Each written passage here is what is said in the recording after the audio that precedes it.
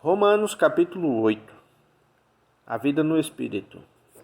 Agora, portanto, já não há nenhuma condenação para os que estão em Cristo Jesus.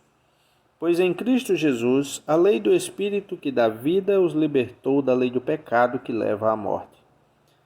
A lei não era capaz de nos salvar por causa da fraqueza de nossa natureza humana.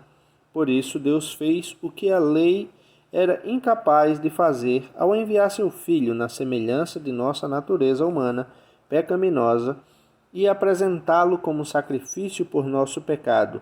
Com isso, declarou o fim do domínio do pecado sobre nós, de modo que nós, que agora não seguimos mais nossa natureza humana, mas sim o Espírito, possamos cumprir as justas exigências da lei. Aqueles que são dominados pela natureza humana pensam em coisas da natureza humana, mas os que são controlados pelo Espírito pensam em coisas que agradam o Espírito. Portanto, permitir que a natureza humana controle a mente resulta em morte, mas permitir que o Espírito controle a mente resulta em vida e paz. Pois a mentalidade da natureza humana é sempre inimiga de Deus. Nunca obedeceu às leis de Deus e nunca obedecerá. Por isso, aqueles que ainda estão sob o domínio de sua natureza humana não podem agradar a Deus. Vocês, porém, não são controlados pela natureza humana, mas pelo Espírito, se de fato o Espírito de Deus habita em vocês. E se alguém não tem o Espírito de Cristo, a ele não pertence. Uma vez que Cristo habita em vocês, embora o corpo morra por causa do pecado, o Espírito lhes dá vida porque vocês foram declarados justos diante de Deus. E se o Espírito de Deus, que ressuscitou Jesus dos mortos, habita em vocês, o Deus que ressuscitou Cristo Jesus dos mortos dará vida a seu corpo mortal, por meio desse mesmo Espírito que habita em vocês. Portanto, irmãos, vocês não têm de fazer o que a natureza humana lhes pede, porque, se viverem de acordo com as exigências dela, morrerão. Se, contudo, pelo poder do Espírito fizerem morrer as obras do corpo, viverão, porque todos que são guiados pelo Espírito de Deus são filhos de Deus. Pois vocês não receberam um espírito que os torne de novo escravos medrosos, mas sim o Espírito de Deus, que os adotou como seus próprios filhos. Agora nós o chamamos Abba, Pai, pois o seu Espírito confirma a nosso espírito que somos filhos de Deus.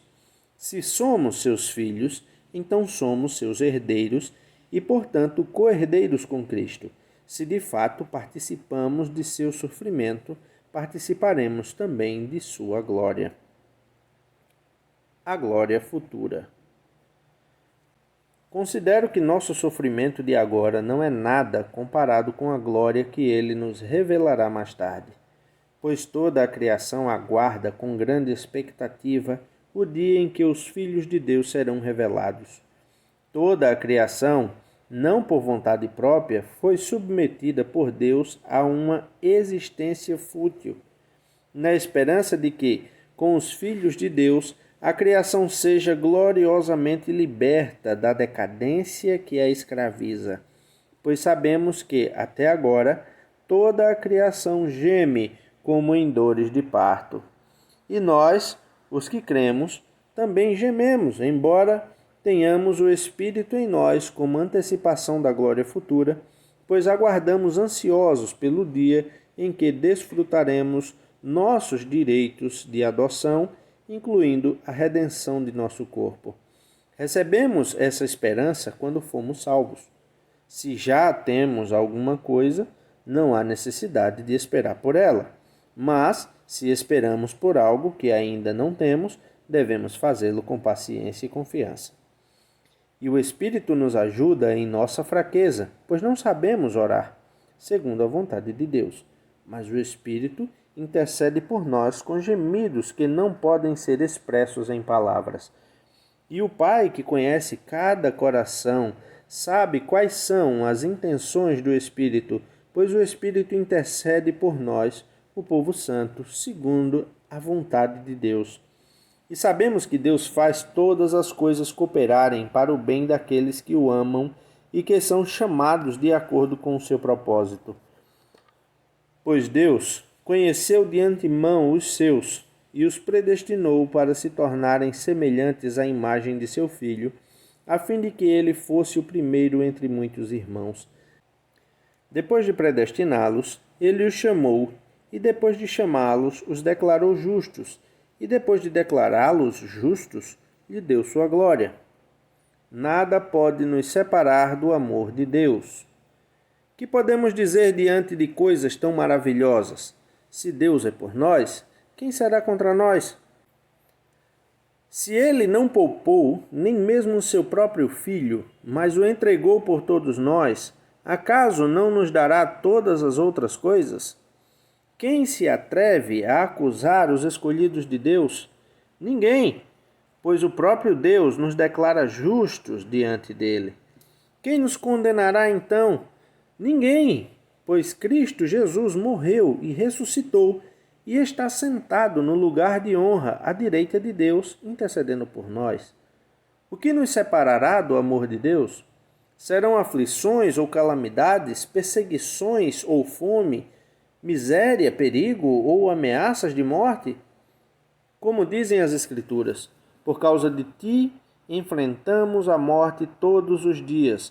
Somos como ovelhas levadas para o matadouro.